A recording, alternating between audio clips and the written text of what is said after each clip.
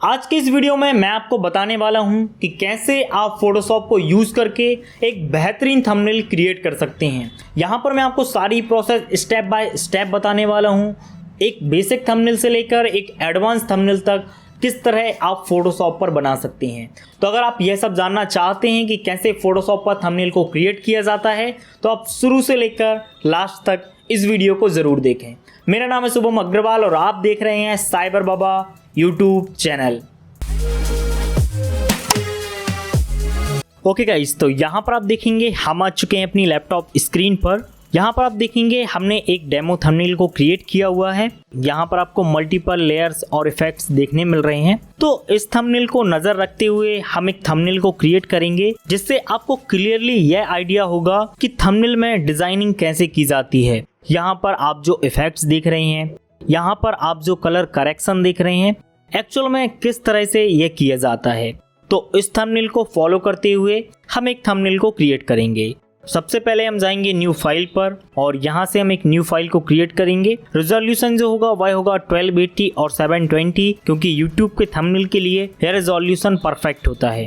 तो यहाँ पर अब आप देखेंगे कि हम आ चुके हैं वर्क स्पेस पर। सबसे पहले यहाँ पर आप नोटिस करेंगे तो यहाँ पर आपको एक बैकग्राउंड दिखाई दे रहा है और बैकग्राउंड के बाद यहाँ पर आपको एक फोटो दिखाई दे रही है। तो सबसे पहले हम बैकग्राउंड को क्रिएट करेंगे। बैकग्राउंड को एक्चुअल में आप डाउनलोड भी कर सकते हैं। मैं आपको एक वेबसाइट बताता हूं जिससे मैंने भी इस बैकग्राउंड को डाउनलोड किया है, जो कि है पिक्साबे। यहाँ पर आपको कॉपीराइट फ्री बैकग्राउंड मिलते हैं। फॉर एग्जांपल यहाँ से मैं चाहता हूँ ब्लू बैकग्राउंड, तो हम इसे सर्च करते हैं और यहाँ पर आप देखेंगे कि आपके सामने मल्टीपल बैकग्राउंड्स आ चुके हैं। आप इन्हें फ्री में डाउनलोड कर सकते हैं और कमर्शियली इनका आप यूज भी कर सकते हैं। तो हमने ऑलरेडी बैकग्राउंड को डाउनलोड किया हुआ है, हम इसे इम्पोर्ट करते हैं। यहाँ पर आप देखेंगे कि बैकग्राउंड आ चुका है। कंट्रोल ए से आपको इस फुल बैकग्राउंड को सिलेक्ट करना है और लेकर चलेंगे हम इसे अपनी थंबनेल वाली लेयर पर। तो यहाँ पर आप देखेंगे कि इस बैकग्राउंड को कुछ इस तरीके से हमने रखा है। अब अगर हम मेन थंबनेल पर नजर डालें तो यहाँ पर आप देखेंगे कि आपको एक ब्लर इफेक्ट देखने मिल रहा है। तो इस ब्लर इफेक्ट को आप कैसे क्रिएट करेंगे? सिंपली आपको जाना है फिल्टर पर, यहाँ से आपको जाना है ब्लर पर और यहाँ से आपको जाना है गॉसियन ब्लर पर। अब यहाँ से आप इसकी वैल्यू सिलेक्ट कर सकते हैं कि आपको कितना ब्लर रखना है। एक्चुअल में इस बैकग्राउंड का जो कलर है वह सिंपल कलर है, इसलिए आपको जो ब्लर का इफेक्ट है वह क्लियरली दिखाई नहीं दे रहा है। बट अगर आप इसे इम्प्लीमेंट करेंगे किसी डिफरेंट फोटोज पर तो आपको ब्लर क्लियरली दिखाई देगा। यहाँ से हम सेलेक्ट करते हैं इसे 9.2 पर। आप अपनी रिक्वायरमेंट के अनुसार इसे सेट कर सकते हैं। अब यहाँ पर आप देखेंगे बैकग्राउंड के साइड से आपको व्हाइट कलर की एक बॉर्डर शो हो रही है। तो इस कंडीशन पर आप कर कह सकते हैं, आप इसे ट्रांसफॉर्म कर सकते हैं। Ctrl+T को आपको प्रेस करना है और यहाँ से हमारा ट्रांसफॉर्म टूल एक्टिवेट हो जाता है। फिर आप इसे रिसाइज कर सकते हैं। तो कुछ इस तरह से हमने इसे रिसाइज किया और जो हमारी बॉर्डर थी अब वह गायब हो चुकी है। फाइनली हमारा बैकग्राउंड क्रिएट हो चुका है। अब इसके बाद यहाँ पर हमको इमेजेस को ऐड करना है। तो यहाँ पर आप देखेंगे हमने इस इमेजेस को ऐड किया जिसमें हमने कलर करेक्शन किया। तो सबसे पहले हम एक इमेज को इंपोर्ट करेंगे। यहाँ से हम इस सेम इमेज को सिलेक्ट करते हैं। अब यहाँ पर आप देखेंगे जो इस इमेज की क्वालिटी है, जो इस इमेज की क्लियरिटी है, जो इस इमेज की कलर हैं वह बहुत ही ज़्यादा डल है। अगर हम अपने थंबनेल पर चलें तो यहाँ पर आप देखेंगे आपको बहुत ही ज़्यादा क्लियर कलर देखने मिल रहे हैं। बट अगर आप इमेज पर नज़र डालेंगे तो आपको बहुत ही डल कलर देखने मिल रहे हैं। तो इसे आप कैसे क्लियर करेंगे? बहुत ही ज़्यादा आसान है। सबसे पहले हम चलेंगे क्विक सिलेक्शन टूल पर, क्योंकि क्विक सिलेक्शन टूल के माध्यम से आप बहुत ही आसानी से सिलेक्शन बना सकते हैं। तो कुछ इस तरह से आप देखेंगे बहुत ही आसानी से हमने सिलेक्शन को क्रिएट किया है। जितना ज़्यादा आप इस पर टाइम देंगे उतना बेहतरीन आपका सिलेक्शन क्रिएट होगा। अब आपको करना क्या है? आपको जाना है मूव टूल पर। यहाँ पर हमने मूव टूल को सिलेक्ट किया। फिर आपको ड्रैग एंड ड्रॉप करना है अपने प्रोजेक्ट पर। यहाँ से हमने इस इमेज को इस प्रोजेक्ट पर ड्रैग एंड ड्रॉप किया। इमेज का रिजोल्यूशन आप देखेंगे बहुत ज़्यादा है। तो सबसे पहले ट्रांसफॉर्म टूल को हम एक्टिवेट करेंगे Ctrl+T को यूज़ करते हुए। अगर आप ऑल्ट की को होल्ड करके स्क्रॉल व्हील को डाउन करते हैं तो यहाँ पर आप देखेंगे आपको क्लियरली ट्रांसफॉर्म टूल दिखाई देता है। तो यहाँ से हम इसे रिसाइज करते हैं। आपको अपनी रिक्वायरमेंट के अनुसार इसे रिसाइज करना है।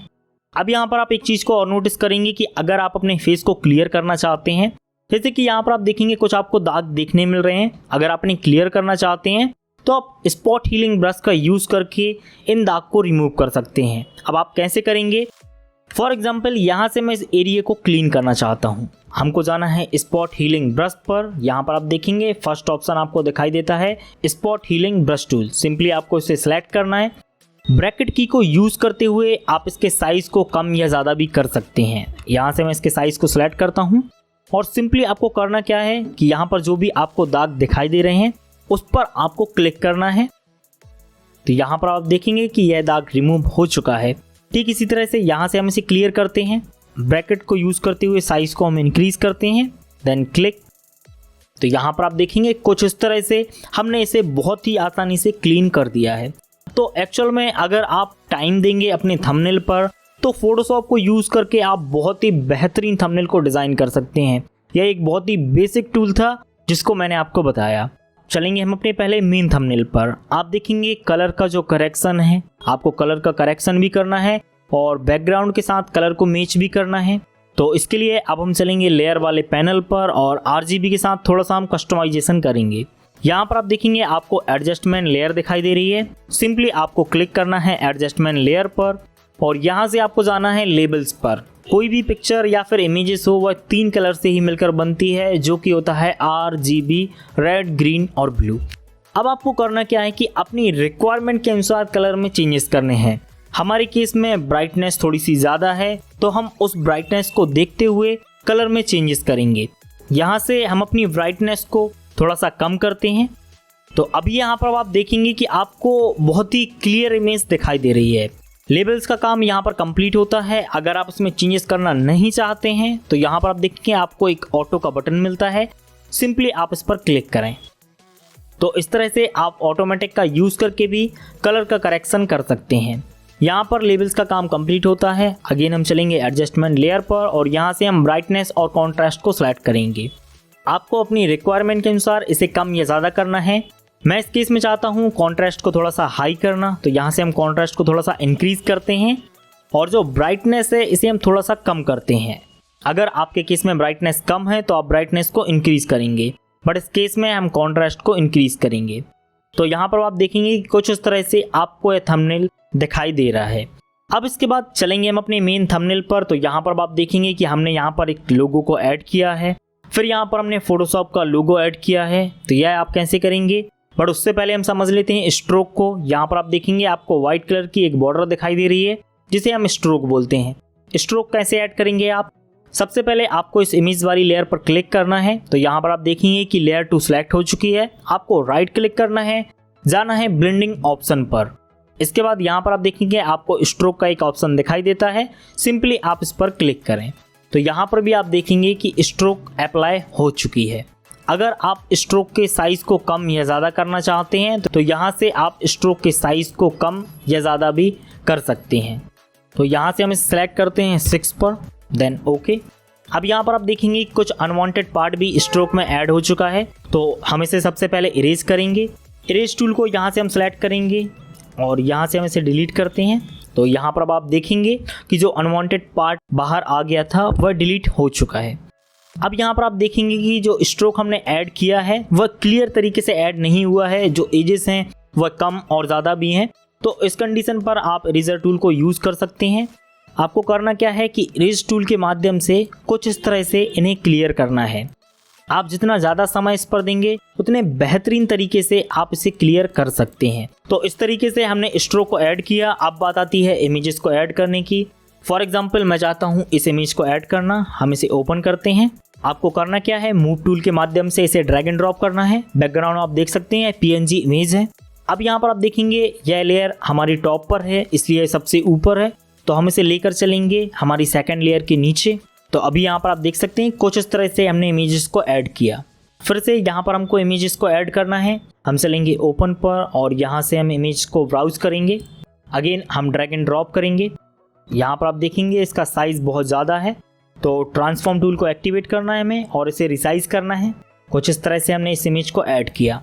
अब मेन थंबनेल पर हम चलेंगे। तो यहाँ पर आप देखेंगे कि आपको कुछ डिज़ाइंस देखने मिल रही हैं। एक्चुअल में ये जो डिज़ाइंस हैं यही आपके थंबनेल को अट्रैक्टिव बनाती हैं। अब इन डिज़ाइंस को आप कैसे क्रिएट करेंगे, सबसे पहले मैं आपको बताता हूँ कि एक्चुअल में डिज़ाइंस हैं क्या। तो यहाँ से हम इस डिज़ाइन को सिलेक्ट करते हैं, हम इसे कॉपी करते हैं यहाँ से हम इसे पेस्ट करते हैं तो कुछ इस तरह की यह डिज़ाइन है। अब यह डिज़ाइन आप कैसे क्रिएट करेंगे, बहुत ही ज़्यादा आसान है। सबसे पहले हम एक न्यू लेयर लेंगे। यहाँ पर आप देखेंगे क्रिएट अ न्यू लेयर का ऑप्शन है, सिंपली आप इस पर क्लिक करें तो यहाँ से हमने एक न्यू लेयर को क्रिएट किया है। इसके बाद आपको जाना है रेक्टेंगुलर मार्क्यू टूल पर। यहाँ से हमने मार्क्यू टूल को सिलेक्ट किया।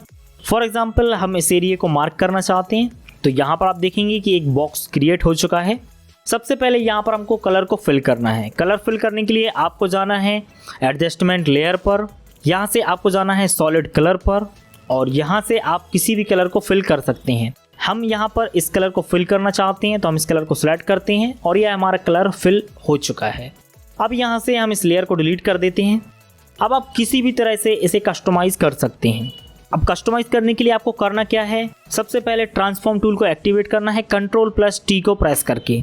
यहाँ पर ट्रांसफॉर्म टूल एक्टिवेट हो चुका है। आपको राइट क्लिक करना है, आपको जाना है प्रोस्पेक्टिव पर। अब यहाँ पर आप देखेंगे ट्रांसफॉर्म टूल के जैसे आपको डॉट्स दिखाई दे रहे हैं, तो आप इन डॉट्स को यूज करते हुए किसी भी एंगल से आप इसे रिसाइज कर सकते हैं। यह बहुत ही बेहतरीन तरीका है कस्टम डिजाइन को क्रिएट करने का।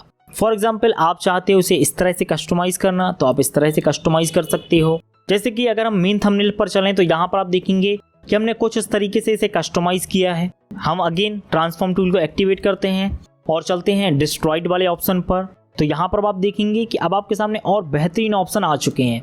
तो जिस तरह से भी आप चाहें इसे आप कस्टमाइज कर सकते हैं, इसके लेआउट को चेंज कर सकते हैं और अपना एक बेहतरीन इफेक्ट क्रिएट कर सकते हैं। हम इसे डिलीट करते हैं और आगे और हम मेन थंबनेल को चेक करते हैं तो यहाँ पर आप देखेंगे कि ये हमारी डिजाइन्स हो गई और इसके बाद आता है नेक्स्ट और लास्ट ऑप्शन टेक्स्ट का। सबसे पहले हम बहुत ही बेसिक तरीके को फॉलो करते हैं। अगर आप टी को प्रेस करेंगे तो टेक्स्ट टूल एक्टिवेट हो जाता है। फिर आप जहां पर क्लिक करेंगे वहां पर हम टेक्स्ट को ऐड कर सकते हैं। यहाँ पर मैं टेक्स्ट टाइप करता हूँ YouTube। यहाँ पर भी आप ट्रांसफॉर्म टूल को यूज कर सकते हैं इसे रिसाइज करने के लिए। अब बात आती है बॉर्डर्स को ऐड करने की, स्ट्रोक ऐड करने की, ग्लो ऐड करने की। तो सबसे पहले आपको टेक्स्ट लेयर पर क्लिक करना है, फिर आपको राइट क्लिक करना है, जाना है ब्लेंडिंग ऑप्शन पर। अब यहाँ पर आपके सामने मल्टीपल ऑप्शंस आ चुके हैं। फॉर एग्जांपल आप चाहते हैं शैडो को यूज करना तो आप ड्रॉप शैडो यूज कर सकते हैं। यहाँ पर आप देखेंगे कुछ इस तरह से आपको शैडो दिखाई दे रही है। अगर आप शैडो की ओपेसिटी को कम या ज्यादा करना चाहते हैं तो आप यहाँ से कर सकते हैं। डिस्टेंस को कम या ज्यादा करना चाहते हैं तो वह भी आप यहाँ से कर सकते हैं। तो यहाँ पर आपको मल्टीपल ऑप्शंस मिलेंगे। जैसे कि आप स्ट्रोक ऐड करना चाहते हैं तो सिंपली आपको स्ट्रोक पर ऐड करना है तो यहाँ पर आप देखेंगे स्ट्रोक ऐड हो चुकी है। अगर आप पैटर्न को ऐड करना चाहते हैं सिंपली आपको पैटर्न पर क्लिक करना है तो कुछ इस तरीके से यह पैटर्न क्रिएट हो जाता है। मतलब आपके पास ऑप्शन मल्टीपल हैं। आप जितना ज़्यादा समय फोटोशॉप पर देंगे उतना बेहतरीन थंबनेल आप डिज़ाइन कर सकते हैं। सो फ्रेंड, फिलहाल के लिए इस वीडियो में इतना ही। अगर आपको ये वीडियो अच्छी लगी हो तो आप इसे लाइक ज़रूर करें। अगर आप चैनल पर न्यू हैं तो मैं आपसे रिक्वेस्ट करूंगा कि आप इस चैनल को सब्सक्राइब भी करें। एक नई वीडियो में आपसे फिर मुलाकात होगी, तब तक के लिए #साइबर बाबा।